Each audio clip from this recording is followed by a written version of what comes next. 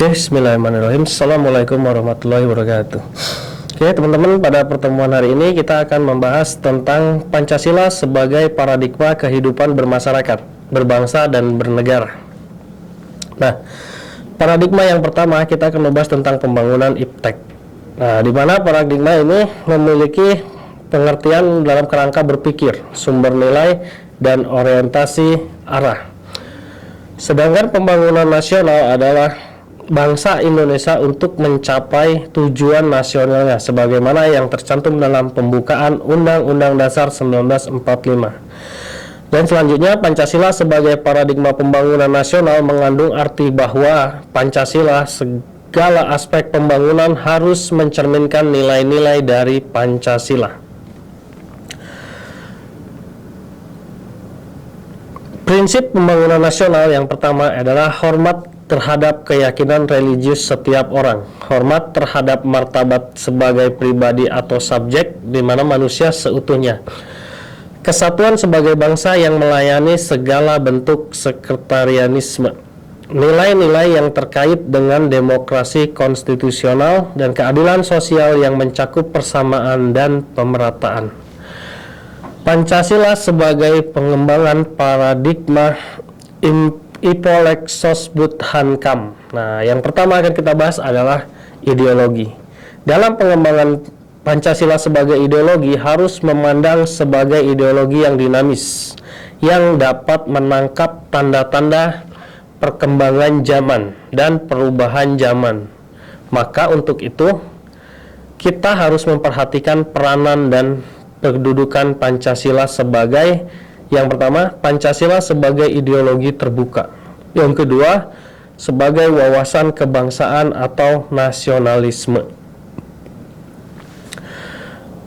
Selanjutnya kita masuk ke pengembangan politik.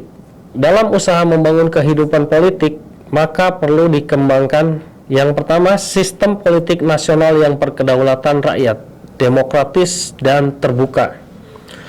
Yang kedua, kemandirian partai politik dalam memperjuangkan kepentingan rakyat. Yang ketiga, pendidikan politik kepada masyarakat. Yang keempat, pemilu yang lebih berkualitas. Selanjutnya kita akan membahas tentang pengembangan sosial budaya. Pancasila dapat menjadi kredibel, yaitu di mana masyarakat mengalami secara nyata realisasi dari prinsip-prinsip yang terkandung dalam Pancasila melalui beberapa cara. Yang pertama, dihormati martabatnya sebagai manusia. Yang kedua, diperlakukan secara manusiawi. Yang ketiga, mengalami solidaritas. Yang keempat, kesempatan untuk berpartisipasi dalam politik. Dan yang kelima, kesejahteraan yang layak sebagai manusia. Kita masuk ke dalam pengembangan ekonomi. Yang pertama, pengembangan dan peningkatan mutu SDM. Nah, pengembangan mutu SDM ini terdiri atas beberapa kriteria kualitas sumber daya manusia yang dibutuhkan. Salah satunya yang pertama, memiliki kemampuan dasar untuk berkembang. Yang kedua, mampu menggunakan iptek untuk mengelola sumber daya alam secara efektif, efisien, dan juga lestari. Yang ketiga, memiliki etos yang profesional. Pengembangan Hankam.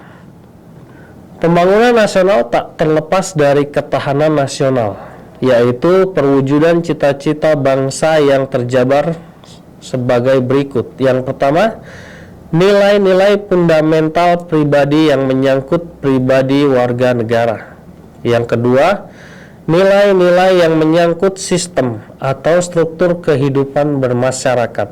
Yang ketiga, nilai-nilai yang menyangkut interaksi antara pribadi-pribadi warga negara dan sistem struktur kehidupan masyarakat. Bentuk dari pelaksanaan Pancasila yang pertama, pelaksanaan pengamalan Pancasila dibedakan dalam dua bentuk pelaksanaan. Yang pertama, pelaksanaan secara objektif, yaitu pelaksanaan yang dilakukan oleh penguasa negara yang berwenang dengan cara menjabarkan Pancasila tersebut ke dalam peraturan perundang-undangan. Jadi, undang-undang yang harus dibuat oleh para penyelenggara negara tidak boleh bertentangan dengan Pancasila. Yang kedua, pelaksanaan subjektif, yaitu pelaksanaan yang harus dilakukan oleh setiap warga negara Indonesia dan penduduk dengan cara mematuhi dan melaksanakan peraturan undang-undang yang ada. Yang kedua ini sebagai subjek di mana seluruh warga negara harus melaksanakan peraturan perundang-undangan yang telah dibuat oleh ke dalam peraturan perundang-undangan dibuat oleh para penyelenggara negara. Pengamalan Pancasila sebagai dasar negara. Yang pertama berupa pelaksanaan Pancasila dalam wujud tingkah laku, tindak tanduk ataupun perbuatan yang sesuai dengan peraturan perundang-undangan yang berlaku dalam negara Indonesia. Dalam hal ini yaitu kita tidak boleh bertentangan dengan peraturan perundang-undangan yang sudah ada di Indonesia. Yang kedua, pengamalan Pancasila sebagai dasar negara mempunyai sanksi hukum. Nah, yang terakhir dalam pengamalan Pancasila sebagai pandangan hidup yang terakhir adalah pengamalan Pancasila sebagai pandangan hidup bangsa Indonesia berarti Pancasila dipergunakan sebagai pedoman hidup dalam kehidupan sehari-hari, di mana dalam sikap hidup dituntut oleh kelima sila dari Pancasila, di mana di sini setiap individu harus mengimplementasikan pengamalan dari Pancasila, mulai dari sila ketuhanan yang Maha Esa, kemanusiaan yang adil dan beradab, persatuan Indonesia, kerakyatan yang dipimpin oleh hikmat kebijaksanaan dalam permusyawaratan perwakilan, dan yang terakhir keadilan sosial bagi seluruh rakyat Indonesia. Oke, cukup pada pertemuan kali ini. Kita akhirin dengan ucapan hamdalah. Alhamdulillahirabbil alamin, wabillahi taufiq wal hidayah. Assalamualaikum warahmatullahi wabarakatuh.